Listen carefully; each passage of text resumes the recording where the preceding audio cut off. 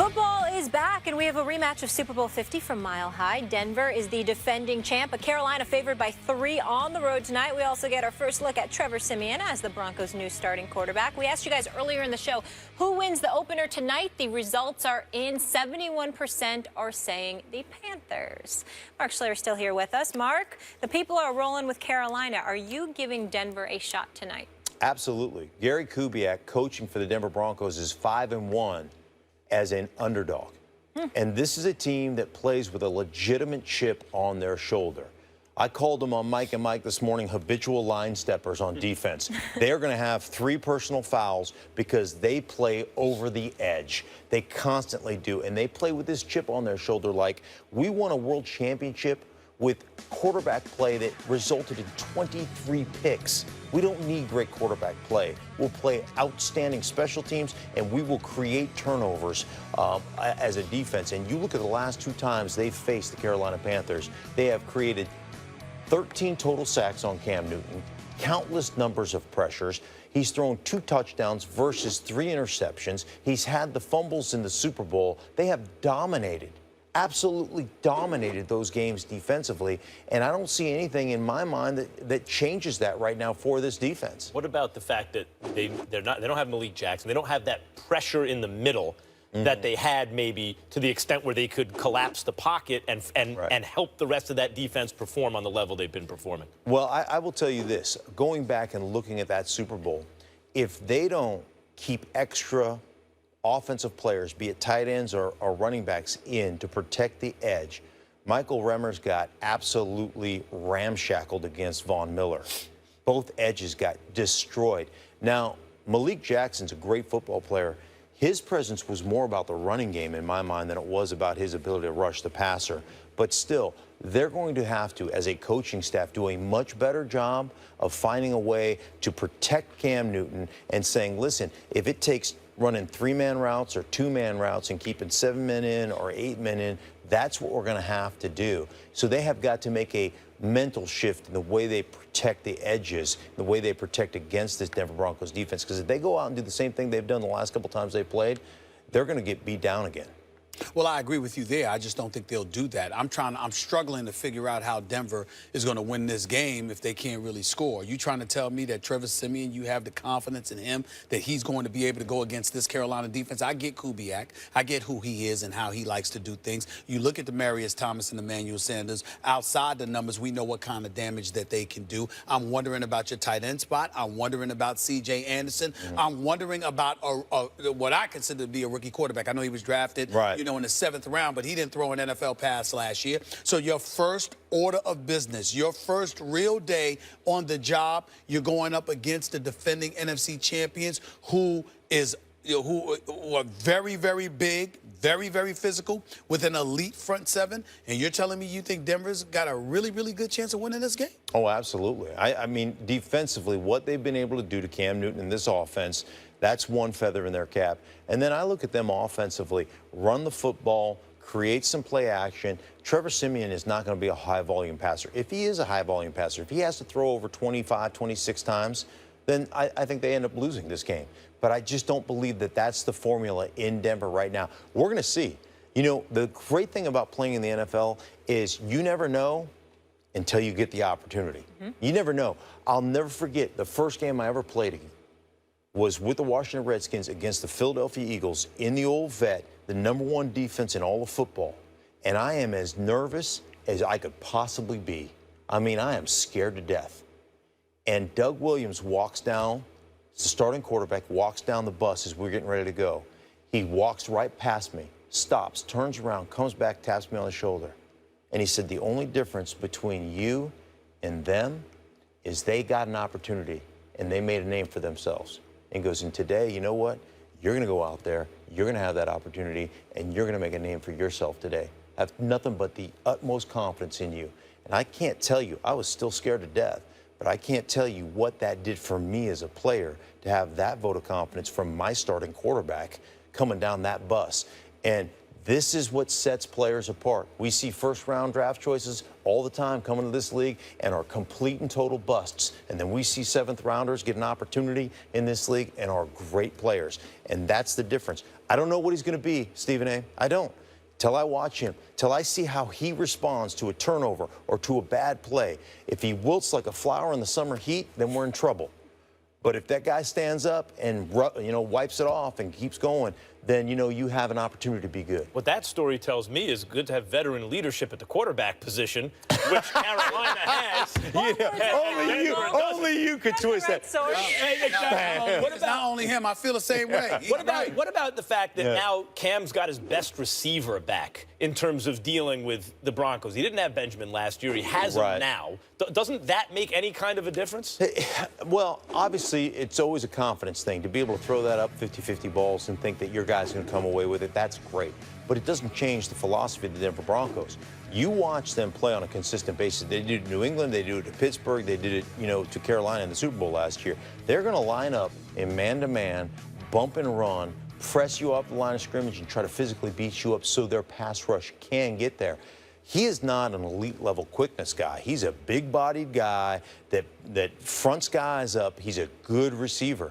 But he's not an elite level, let me get open in 1.8 seconds so you can throw me the ball. That's not his game either. So I don't know that that's that big a difference maker. The 50-50 ball, I'll give you. The red zone ball, I'll give you.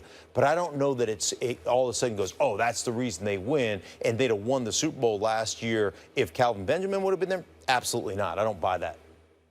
Yeah, You picking the Broncos tonight? Absolutely, I'm picking the Broncos. Oh, of course he is. Right? Of course, You'll be around tomorrow. Yeah, I'll be around tomorrow. We'll find you tomorrow. You know what? I'll come in my Simeon jersey. You will. I don't have a Simeon. I was getting ready to say I might hold you to that, but I didn't know they were selling those yet. Yeah. Unless Greenberg got you one. He made one at home. Right, exactly. Mark, thank you so much for being with us. Hopefully we will see you tomorrow. Coming up, what do you expect from Tier 2 Cam tonight, Stephen A? He's going to have a rough night. Look, this kid Remmer is still there on the offensive line, and Von Miller had a field day with him. I wrote it down last night. 3 sacks, 5 hurries, 2 forced fumbles. All of them were on Remmer. All of them, okay? The 3 sacks, the 5 hurries, the 2 forced fumbles, all on Remmer, who actually is pretty decent. And it's not like he had a bad year. It's just that Von Miller was an absolute living nightmare. Now, Denver's going to be a little bit different because you don't have Danny Trevathan. You don't have Malik Jackson, who's now in Jacksonville. We get all of that. But the flip side to it, Wolf is still there. This kid, Shane Ray, is still there. Of course, DeMarcus Ware and Von Miller is still there. And so when I look at it from that perspective, I expect Denver's defense to be every bit as stout as we recall them being. You're opening up the new season, Super Bowl championship night. You're celebrating. You're feeling yourself just a little bit, okay? You're going to be hyped. It's on your home turf in the Mile High City, opening the season. I get all of that. The flip side is that I think Denver's offense is going to be so anemic that Carolina is going to have a field day defensively against that offense as well. So it's going to be a defensive battle, and it's going to come down to what you believe. Is Cam Newton the one that's going to get it done for you, or Trevor Siemian? Okay, forgive me. Forgive me for picking Cam Newton on that in that comparison. I'm just not worried. Greeny's not going to be happy. Or Antoine. Greeny, Antoine, and everybody else. We'll get it. Well, please, Antoine, you wouldn't even know Antoine went to Northwestern. He never mentions it. I mean, the guy's a graduate of Northwestern. He's a proud Chicago native. And all you ever hear about from Antoine, our producer, is about Chicago. You don't hear about Northwestern, so don't bring up Northwestern now. Shots fired. You said Chicago. If you said Chicago, that's be different. We don't want to hear nothing from Antoine now about Northwestern. I've heard about Northwestern from Greeny. I've heard about Northwestern from J.A. Adonde. I heard about Northwestern from Mike Wilbon. I have never heard about Northwestern from Antoine Lewis, so I don't want to hear it now. Okay, forget that. Then we're going to get back to this. Trevor Siemian at Northwestern, please. I mean, come on now. Look, he didn't throw a pass all of last year. And the first regular season pass of your NFL career is going to be against this crew? Really? Good luck with that. Good luck with that. Can't see it. So I expect a defensive battle. I expect it to be tight and hard fought. Okay, Manuel Sanders going to be looking to show that he deserved that $27 million in guarantees that he got. Demaryius Thomas needs to make up for the kind of season he had. C.J. Anderson is glad he's not in Miami, even though I don't know why, because South Beach ain't nothing wrong with that. But he's still in Denver. But in the end, here's what it is. It comes down to Cam Newton versus Trevor Siemian. And when it counts, I'm rolling with the league MVP, tier 2 and all. I believe that the Carolina Panthers win this game, and I believe that Cam Newton shows up in the clutch and closes the deal. I mean, you know what it sounds like when you say he's tier 2, but he's the reigning MVP. He's gonna win the Super Bowl. He just went to the Super Bowl and he's about to beat the reigning champs. Listen. I just want to, you know what that sounds like. I'm not most people. I don't care. Right. I say what I say, and I speak fluent English. Yes. I believe he's tier 2. Facts have little bearing on your way of thinking. I've never disputed the facts. What I said is I need them more. I need longevity. And you predict you're about to get it. He needs a lengthy resume. Right. Yes. And you predict you're about to get it. I predict. Okay. So he just did it. You need to see more, and you think it's going to happen. Yes. But he's tier 2. I'm telling you, when it happens, I'll give him tier 1. All right. I don't understand. So nice is this something about the English? Yes. Is this something about my English that you have a problem with? I specifically said I'm going to give it to him when he gets Part of what we're asking when we see tier 1 or tier 2 is your ability to predict, your thinking about the trajectory of a player's career, your ability to put your No, Max. Not when you make it clear. Not when you make it clear. That's what you're doing. Now, listen, you're going to run. Max Kellerman might sit up there and get on the treadmill and say, Stephen A., I bet you $20 I can run 5 miles. Well, damn it, you ain't getting it until you run it 5 miles. Now, I might know you can do it, but until you do it, I'm not giving you the money. I might make $20 right now. I'm not going to, there we go. I might make $20. But if you do it, I'm going to give you the money. But not until you do it. I need to see Cam do what Big Ben did. I'm going to want my money at the end of the season what Tom when you say Cam is tier 1. Okay, sure, good. and I'll give it to you. As long as I got my money, I'm good. No, that's all right. We'll see. You're right. The Panthers are going to win tonight. Now, they're 3-point favorites on the road, which means really 6-point favorites at a neutral site or 9-point favorites, I guess, at home, you would say. Do I have that right? The point is, the odds makers, who are really there just trying to figure out public opinion, you want equal action on both sides of the line, feel like the wisdom of the crowd says the Panthers are a better team. Not just by a little bit, they're better, and I agree with them. I felt that way going into the Super Bowl last year. I was proven wrong on that night because of an exceptional Broncos defense, all-time great. And I just got through talking about the offensive line. Now, it's the most important area of football because it's the only area that affects every other area of the game, including special teams, other defense, everything. But the offensive line equivalent on defense is actually, in my view, the defensive tackles. It's the guys in the middle.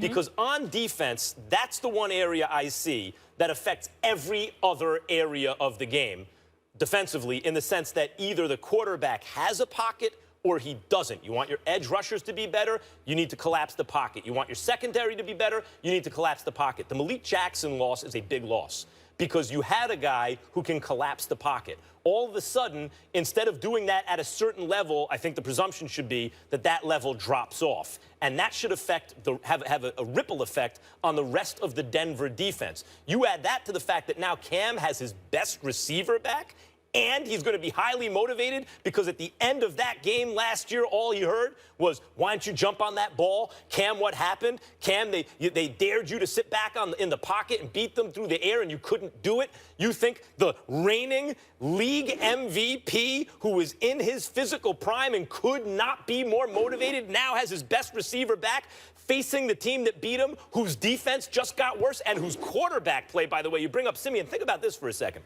Just like last year, beginning of the season, I told everyone Peyton Manning's going to fall off a cliff, just like I'm telling you about Tom Brady over the next 18 months. I'll tell you about another player coming up. You're not going to want to hear it, but this is what age does, and injury, which comes with age. Peyton Manning's going to fall off a cliff. Watch, it's going to happen. And he played so poorly that Brock Osweiler took his job, and he played so poorly in the playoffs that Peyton took it back. And by the time they won the Super Bowl, we all sat back and said, well, they couldn't have had worse quarterback play, but guess what? They now have worse quarterback play. Yep. Their quarterback situation got even worse. I think smart money right now has the Panthers to win this game. So do I, and I think the odds reflect. Well, I definitely think that as well. But also, when you look at Denver's offense, let's analyze this for a second. You got Trevor Simeon, like you said. He ain't gonna, what do you expect from him? What can you expect from him? Anything. He's playing with house money because anything that he does relatively decent is going to be a good thing. But then we take into account, let's look at a couple of things. C.J. Anderson needs to play better than he did last year. Yeah. And of course, their running game needs to be better. Your wideouts are Stout and Demaryius Thomas, even though he has something to prove, and Emmanuel Sanders. But when you're going up against an elite front seven, you're not going to get success throwing outside the numbers because you're going to need time to pull that off. What do you have in the interior? You got a guy in Heuerman who could potentially be an individual that produces from you for you from that tight end spot. But this is a guy when Ohio State made their national championship run, he was underutilized. They were talking about he was underutilized last year. What you going to do, suddenly utilize him with a rookie? I'm not sure about that, even though it's good for a rookie to have somebody in between the seams that you can throw the ball to, particularly in short yardage situations. So it's about C.J. Anderson, and it's about Heuerman, and it's about finding a third receiver because you can spread things out. If you got three wideouts plus your tight end plus somebody in the backfield, you can do some damage. But we don't know whether or not Denver can do that. You're going to explore and try to find that out against this defense? I don't see it. Carolina should win this game tonight. If they don't, I would be concerned, and I would be concerned about Cam because from a psychological standpoint, even though it's just one game, when you are fresh off the Super Bowl loss that he had, albeit due to the pressure, because I think he was pressured. I wrote this down, too, last night. 19 snaps versus Rema. I already talked about that. You're talking about 29 snaps overall where this guy was just under intense and immense pressure. You've got to protect him, but when you do protect him, because Kelvin Benjamin is there now, you've got more weapons than you did last year. Cam Newton's going to have to step up and produce. If you don't do that psychologically, you've got to wonder how that could potentially mess with him throughout this season. And there goes your prediction for the Super Bowl, apparently, after week one. No. Tisk, tisk. It's not. Listen. Not at all. One last thing about because the rematch. I'm not predicting they'll lose. One last thing about the rematch. Yeah. Really, it's unfair to Cam because he's not blocking for himself and all that stuff, although he did so much on the offense last year. It's almost like he, did everything, including block for himself. But they have a very good offensive line. In most respects, in the truest kind of sense of the word of a rematch, the real rematch is between Von Miller and Cam Newton. Because Cam Newton came into that game all world. It was his world, the way the NBA is LeBron James's world. He was taking over. It's all about Cam, the reigning MVP, 46 touchdowns. No one else was close, including Tom Brady. Stormed back second half of the season where Tom Brady looked like a lock for MVP. Halfway through, all of a sudden, oh, my God, Cam Newton has arrived, makes the Super Bowl. It's going to be a coronation. They're going to beat Denver. And then Von Miller was the guy who came out of that game like, look at this.